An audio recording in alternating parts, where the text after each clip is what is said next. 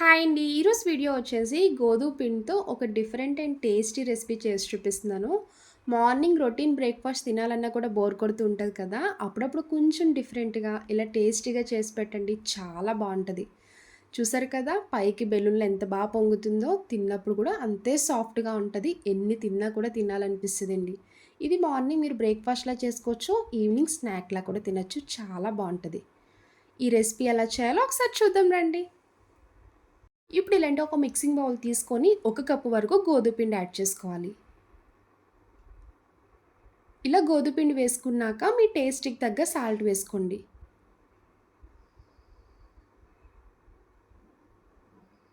ఇప్పుడు వాటర్ తీసుకొని కొన్ని వేసుకుంటూ చపాతీ ముద్దలా మిక్స్ చేసుకోవాలి. మరీ గట్టిగా కలపకండి. కొంచెం సాఫ్ట్‌గా కలుపుకోవాలి.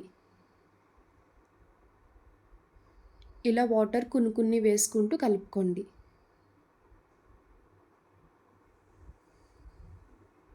చూడండి వీడియోలో చూపిస్తున్నట్టు పిండి ముద్దని ఈ విధంగా మిక్స్ చేసుకోవాలి. చూసారు కదా! ఇలా లైట్ సెమీ సాఫ్ట్ ఉంటే మనకి చపాతీ చేసినప్పుడు చాలా వస్తది. తిన్నప్పుడు కూడా సాఫ్ట్‌గా ఉంటది. ఇప్పుడు పైన హాఫ్ టీ స్పూన్ ఆయిల్ వేసుకోండి. ఇలా ఆయిల్ అప్లై చేసుకున్నాక ఒకసారి మొత్తం కలుపుకొని మూత పెట్టి 5 నిమిషాలు పక్కన పెట్టుకోవాలి. ఇలాంటి ఒక ప్లేట్ తీసుకొని 2 ఎగ్స్ ఇలా బ్రేక్ చేసి తీసుకోవాలి. ఇప్పుడు ఇందులో సాల్ట్ వేసుకోండి. గుర్తుపెట్టుకోండి స్టార్టింగ్ పిండి మిక్స్ చేసుకున్నప్పుడు కూడా సాల్ట్ వేసుకున్నాం కదా! ఇప్పుడు చూసుకొని వేసుకోండి.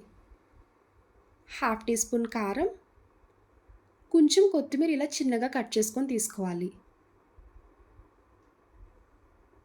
ఇప్పుడు మొత్తం బాగా మిక్స్ అయ్యేలా కలుపుకోండి. ఫోర్క్ తీసుకొని మిక్స్ చేసుకుంటే బాగా కలుస్తది. చూసారు కదా! ఎగ్ బ్యాటర్‌ని ఈ విధంగా మిక్స్ చేసుకొని పక్కన పెట్టుకోవాలి. ఇప్పుడు చపాతీ రెడీ చేసుకోవచ్చు. పిండి ఇలా 5 నిమిషాలు నానితే సరిపోతదండి. ఎక్కువ సేపు నాననక్కర్లేదు. ఇప్పుడు ఈ చపాతీ పిండి తీసుకొని బాగా మసాజ్ చేస్తూ కలుపుకోవాలి. హ్యాండ్‌తో ఇలా ప్రెషర్ ఇస్తూ కలుపుకోండి.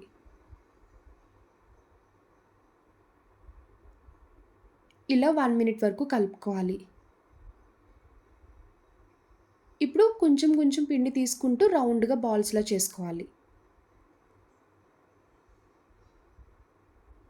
మిగిలిన బాల్స్ అన్నీ బౌల్‌లోకి వేసుకొని ఒకటి తీసుకొని చపాతీలా ఒత్తుకోండి.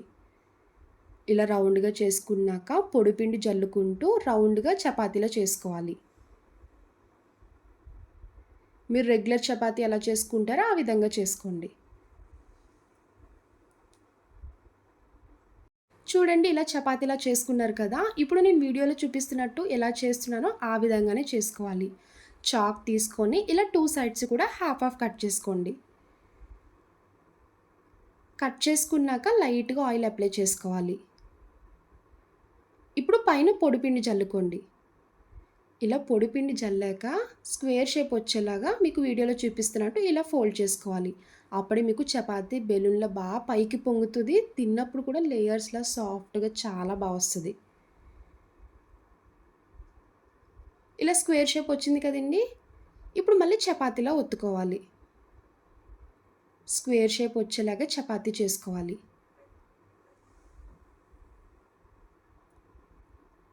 ఇప్పుడు మిగిలిన అన్ని చపాతీలు కూడా అలానే చేసుకొని పక్కన పెట్టుకోవాలి. ఇప్పుడు నేను ఎగ్ చపాతీ చేస్తున్నాను కదండీ! ఎప్పుడైనా మీరు నార్మల్ చపాతీ చేసుకున్నప్పుడు లేయర్స్‌లా రావాలనుకుంటే ఈ ప్రాసెస్‌లో ట్రై చేయండి. లేయర్స్‌లా వస్తాయి. తిన్నప్పుడు కూడా సాఫ్ట్‌గా ఉంటది. ఇలా రెడీ చేసుకోవాలి. థిక్‌నెస్ కూడా కొంచెం ఇలా పల్చగా ఉంటేనే తినడానికి బావుంటది. ఇలా మిక్స్ చేసుకున్న ఎగ్ బ్యాటర్ తీసుకొని ఒకసారి కలుపుకోవాలి. ఇప్పుడు చేసుకున్న చపాతీ ఇందులో డిప్ చేసుకోండి. 2 సైడ్స్ కూడా డిప్ చేసుకొని తీసుకోవాలి. ఇప్పుడు స్టవ్ ఆన్ చేసి ఇలా పాన్ పెట్టుకున్నాక ఆయిల్ వేసుకోవాలి. ఆయిల్ హీట్ అయ్యాక డిప్ చేసుకున్న చపాతీ ఇలా స్లోగా వేసుకోండి. పైన ఇంకా ఎగ్ మిక్స్ ఉంటే యాడ్ చేసుకోండి.